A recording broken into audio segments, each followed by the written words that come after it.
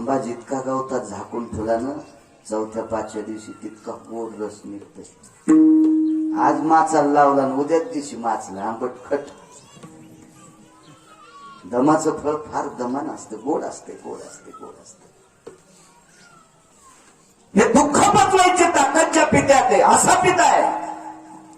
सामान्य देवकी असेल का? आपण सहज म्हणतो एखाद्या बाई जर चांगला मुलगा निघला तिचा, तर बाया म्हणते माय काय सखूबाई निघलं, काय तिचं नशीब, काय पोरग झालं, काय हुशार ग पोरग. त्याच्या आईचं नाव वाटतंय.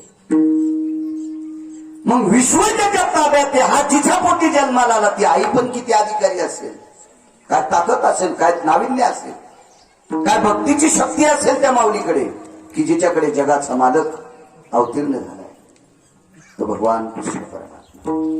मग अशी सत्वशील आई आहे आणि ज्ञाती पिता आहे. ज्ञानी या दोन्ही गोष्टी प्राप्त असताना जगाचा मालक यशोदेकडे आला. काय झालं?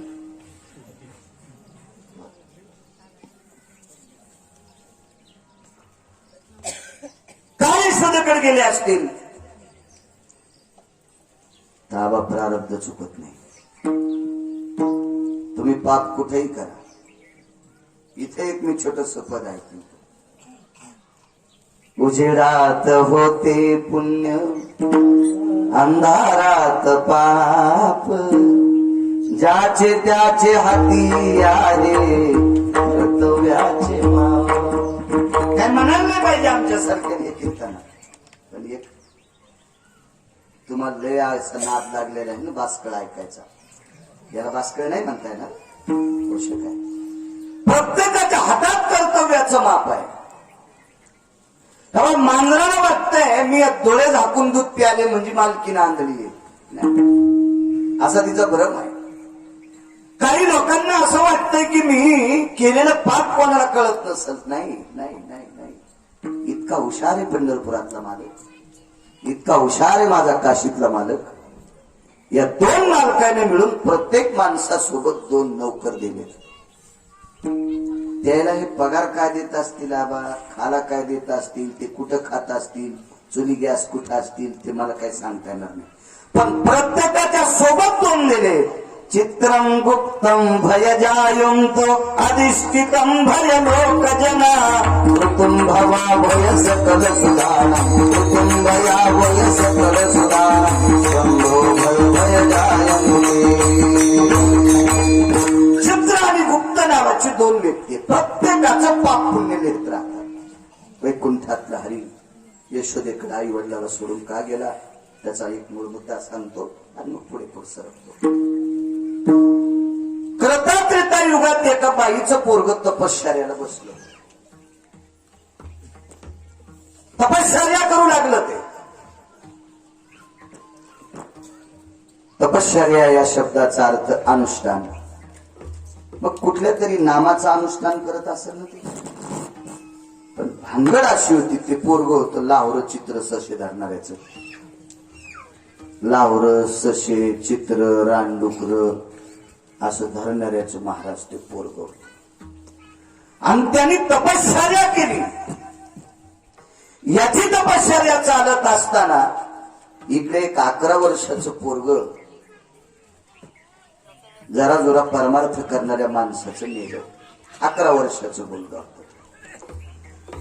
आणि अयोध्येत त्याचं प्रेत आहे. तर अयोध्येमध्ये असा नियम होता, केस पिकल्याशिवाय माणसं मरत नव्हते.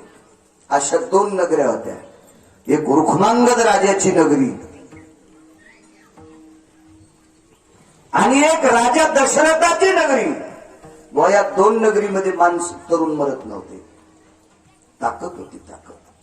सत्यवादाच्या बळावर, सत्यवादाच्या तपावर अकाली मृत्यू हरणांचं, अकाली मरणारी माणसं यांचा हा कोप काढून घेतला होता. इतकी ताकद त्या सत्यवादाचं तप होतं. सूर्यवंशातली माणसं जीव गेला तरी हरकत नाही, पण खोटं बोलत नव्हते.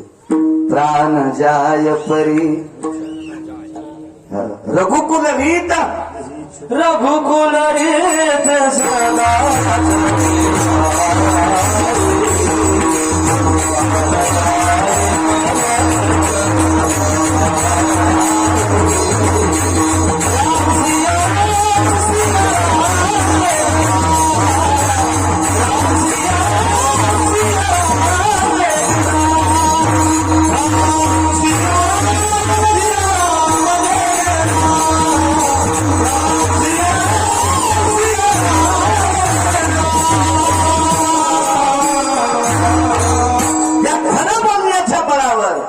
मृत्यूला जिंकलं होतं. अकाल व्याधी हरणम निरशन हितार्थायाम मृत्युरोरयमाग्रो भयपंथानां दक्षिणाधिपतयेन तारुण्यास्ति मिदयो. परंपरात माणूस न्यायचा नाही, जय प्राप्त केला रघुवंशातल्या लोकांनी. आणि एकादशीच्या पुण्याच्या बळावर रुक्मांगद, धर्मांगद, मुक्तांगद, काय नाव गोड आहेत बघा. रुक्मांगद भयो धर्मांगदयो मुक्तांगद भय जायन्ते हरिदिनी पुनितयो जायनति पुण्या. हरिदिनी म्हणजे एकादशी. एकादशीच्या पुण्याच्या बळावर काळाला जिंकलं. सांगितलं बेटा माणसं तर मरत असते पण माझ्या नगरीतले तरुण मारायचे नाही. आणि अयोध्येत 18 वर्षाचं पोरग पडले. पंचनामा करीत असतात आपल्याकडे. कुठं मेले, कोण उडीले, कसं आहे, चूक कोणाची, काय कोणाची, असा काय पंचनामा असतो. पण पंचनामा केलाच नाही अयोध्येत. डायरेक्ट कोर्टात केस टाकली वशिष्ठाच्या. का म्हणे या ध्यानावाच्या नगरीमध्ये तरुण माणसं मरत नाहीत, 18 वर्षाचं मेलं कस काय. वशिष्ठांना तरी काही वाचावं. वशिष्ठांची चूक काढायची माझी काय लायकी, काय माझी तेवढी क्षमता आहे का. मी फार छोटा माणूस आहे. त्यांच्या पायाची माती सुद्धा नाही मी वशिष्ठांच्या. ते सूर्यवंशाचे कुलगुरू आहेत. पण पुराण सांगताय त्यांचं चुकलंय. आणि तुळशीराम बोधेनं न्याय देऊन टाकला. एक शूद्राचं पोरग भजन करायला म्हणून बाप वाहलं आणि म्हणून अयोध्येत पोरग मिळलं. खरं तर ते पोरग त्याच्या मामाच्या गावी नेलते आणि रातोरात प्रेत अयोध्येत आणलं. पंचनामा केलाच नाही. आणि एका शूद्राचं पोरग भजन करते. आपल्यावर कृपा किती ज्ञानोबरायची माहिती. ज्ञानोबराय सारखे महात्मे जर जन्माला आले नसते तर तुम्हा सगळ्या जातीच्या लोकांना परमार्थ करता आला नसता. एकमेव ज्ञानोबरायांची कृपा आहे. ज्ञानोबरायांनी आबा विद्येच्या भांडाराचं किलूप उघडलं. किलूपण चाव्या फेकून दिल्या. दरुजा मोडून टाकला. सगळ्याला सांगितलं आता मधातलं काय घ्यायचं ते घ्या. कोणी वेद घ्या, कोणी शास्त्र घ्या, कोणी पुराण घ्या, कोणी नामस्मरण घ्या, कोणी काय काय घ्यायचं ते घ्या. सगळाच येथे आहे अधिकार. कलियुगी उद्धार हरीच्या नामे. काय ताकद, काय ताकद. ही जी कीर्तनाची परंपरा आहे नामदेवरायांची कृपा. हो, नामदेवरायानं उभं राहून कीर्तन केलं. करू देत नव्हती नामदेवरायाला कीर्तन. नामदेवरायाला कीर्तनाला चालना दिली. माझ्या भगवान शिवजींनी कीर्तन केलं. ते इतकं कीर्तन केलं की त्या काळातल्या विद्वान लोकांचा अपमान झाला. त्याच्यासाठी 6 अभंग होते. अपमान झाला, अपमान. ही कृपा नामदेवरायांची आहे. संतांची ताकद. महर्षी वशिष्ठाने सांगितलं शूद्र भजन करते तर का नाही भजन करावं. मी तर म्हणतो बाळू महाराजाचं पोरग भजन करीत असेल तर लय नाही शहाणपणा डोक्यावर घ्यायचा. काय एवढं मोठेपणे. ज्याचा बाप अख्ख्या महाराष्ट्रात फिरायला. मला तर वाटते 3040च्या जवळजवळ गाव गेले असतील माझे. या गावाला पहिल्यानं आलो. एकदाच येत असतो आबा गाव. बापू तुमचं गाव मी 9 वर्षापूर्वीच लिहिले, पुन्हा नाही. असे 3040-39 गाव फिरलो मी. आणि माझं पोरग जर भजन करीत असेल तर काय नवलाची गोष्ट आहे. काय एवढं मोठे पण नाही. ज्याचा बाप लावलं चित्र धरतोय, ज्याचा बाप पाणी पितच नाही, अशाच जर पोरग भजन करीत असेल तर काळे बुवा त्याची पाठ थापतायची. त्याला परंपरा नाही ना. त्याला एखादा रस्ता नाही, मार्ग नाही, परंपरा नाही, त्याला दिशा नाही. ते भजन करायला मोठे पण मानायला पाहिजे ना. ठीक आहे, बाळू महाराजाचं पोरग आयस झाले. काय नवलाची गोष्ट. ट्युशनला कमी आहे का पैशाला कमी आहे. पैशाला तर अडचण नाहीच ना. मीच सांगतो, तुम्ही काहीच किता. मी उघड सांगतो, मला अडचणच नाही. पंढरपुरातल्या मालकांना ताणत नाही तुला. उलटा असा बारीक सफाईत दिलाय. लाईन जाऊ काही जाऊ सुरूच आहे. तुमची तरी लाईन गेल्यावर पाणी कशाने वाढतात. इंजन टाकताना डिझेल तुम्ही आणायचं आलीच का नाही भानगड मला काहीच नाही आपण ना त्या बारीक सफाई ठेव आणि माणसानं देवाण दिल्यावर म्हणलं पाहिजे मला दिलं आमची इथली एक म्हातारी गावरान तुपात चपात्या चुरून खायची द्वारकाबाईने विचारलं वाचाबाई काय खाल्लं म्हणजे कालचे कुटके खाल्ले सकाळी त्याला मसळत मेली आता तुपात चपात्या खाल्ल्या आणि कुटके खाल्ली म्हणजे मेली मसळ मी कसं काय म्हणून मोह खराब चाललंय महाराज इतकं चांगलं नाही ते आनंद खूप खूप खूप गोड असं गोड अडचणच नाही कशाची त्या मालकाच्या कृपेने आणि मग माझं पोरग शैक्षणिक क्षेत्रात मोठं झालं असेल ट्युशनला कमी नाही इथं नाही तिथं ट्युशन तिथं नाही तिथं क्लास लाव आमक लाव तमक लाव घरी मास्तर बनव आणि पोरग शिकेल काय नवलाची गोष्ट आहे ऊस तोडणाऱ्याचं पोरग जर तहसीलदार झाला असेल तर त्याची पाठ थापतात ज्याच्याही त्याच्या शहरात मुक्काम 8-8 महिने 7-7 महिने आणि त्याचं लेकरू तहसीलदार झाले अशाची पाठ थापली पाहिजे 7व्या अवतारात जर असं काम चुकलं मालकाचं माझ्या मी म्हणत नाही पुराण सांगतो प्रभू रामचंद्राच्या विरोधात बोलायला काय बाळूची ताकद आहे मरण न सकाळच्याला ज्याचं नाव घेऊन मी भाकरी खातो त्याच्या विरोधात मला कसं बोलता येईल पण काम चुकलं वशिष्ठाचा ऐकलं विचार नाही केला आणि विचार न केल्यामुळे संधीची बाण सोडला आणि ते भजन करत असणार तपश्चर्या करत असणार नामस्मरण करत असणार पोरग मारून टाकलं किराताचं पोरग होतं रानात जंगलात राहणाऱ्या एका जमातीचं लेकरू होतं त्याच्या आईने ते गाठोडं बांधलं आणि भगवान प्रभू रामचंद्राच्या दारात वैकुंठीचा हरी ताना यशोदेकडे का आई वडील तर जिवंत मग हे सगळं असताना का तिथं जावं लागतंय त्याचं कारण आहे का त्या आईनं ते गाठोडं बांधलं आणि भगवान प्रभू रामचंद्राच्या दारात टेकलं एक जण म्हणे हो तिला कसं काय कळालं रामानं पोरग मारलं म्हणून बाण जवळच पडलेला होता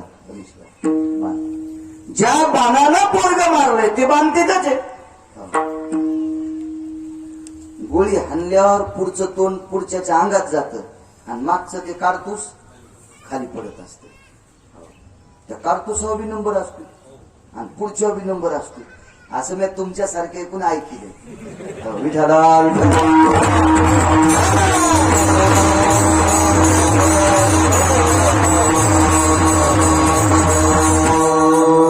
कारण मी असू द्या किती बी गरीब पण मोठ्या लोकांच्या बदलात चांगल्या लोकांच्या बगलात लय बऱ्या घरचं लोणी खाऊन येतो मी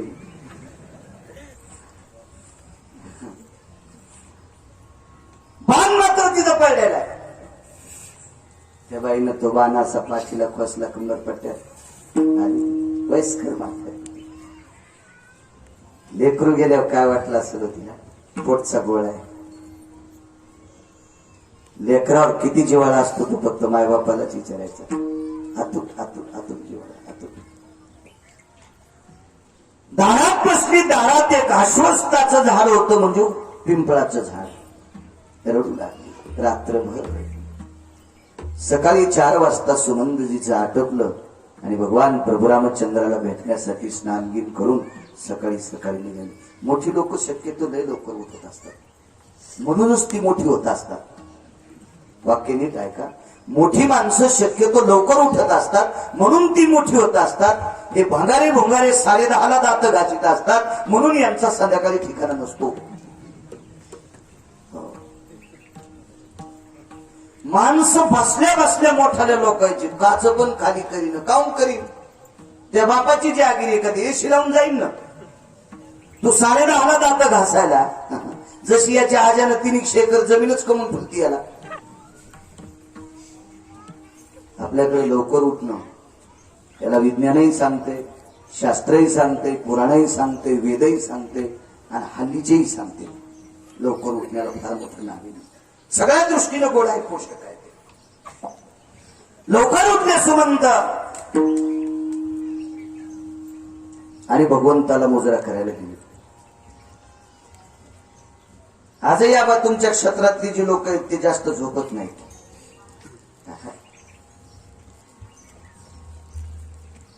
इंदिराबाई 6 घंटे झोपायच्या म्हणे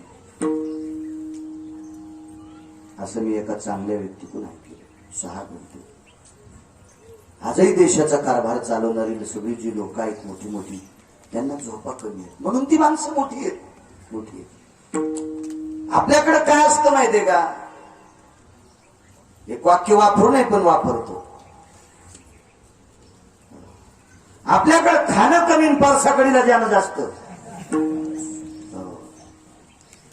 छटाकभर खाला आणि 3दा तांबे घेऊन चालला म्हणजे किती आगाऊपणा आहे. जिल्ह्यापेक्षा तालुक्यात मोठा झाला.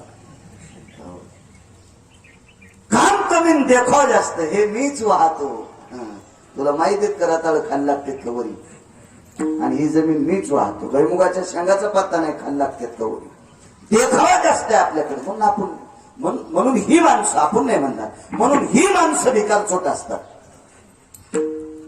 शक्यतो माणसाला मर्यादेपुरती झोप असावी तितक्या झोपेने माणूस जगत असतो. काय मालकाला मुजरा करायला जात असताना पाहिलं तर दारात एक बाई रडते. वृक्षाची पानं गळालेली. एवढा शोक केला. विचारलं कोण? मी किराताची. वेगात सांगतो. मुद्द्यावर येतो माझ्या. वैकुंठातले भगवान यशोदेचे का? मी किरात आहे. बर तुझ्या लक्षणावर ओळखायला आलं. साधी बाई. अंगाला पाखराचे पंख गुंडाळलेले. ती चौकशाचे कपडे आले. पक्षाचे पंख होते. ते पंख एकात एक गुतून त्याची लंगोटी केलेली. पोटात छातीला गुंडाळलेली लंगोटी. काय होतं तिच्या अंगावर? आणि पोराचं गाठोडं कोण कपडा मागून आणला आणि त्याच्यात बांधून आणलं. किरात. काय त्यामध्ये? माझ्या मुलाचं प्रेत आहे. मशानभूमीमध्ये जाळून नेत असतात. पैसे नाहीत, लाकडं नाहीत. सगळे म्हणजे आम्ही जंगलात राहणाऱ्या लाकडाची काय कमी.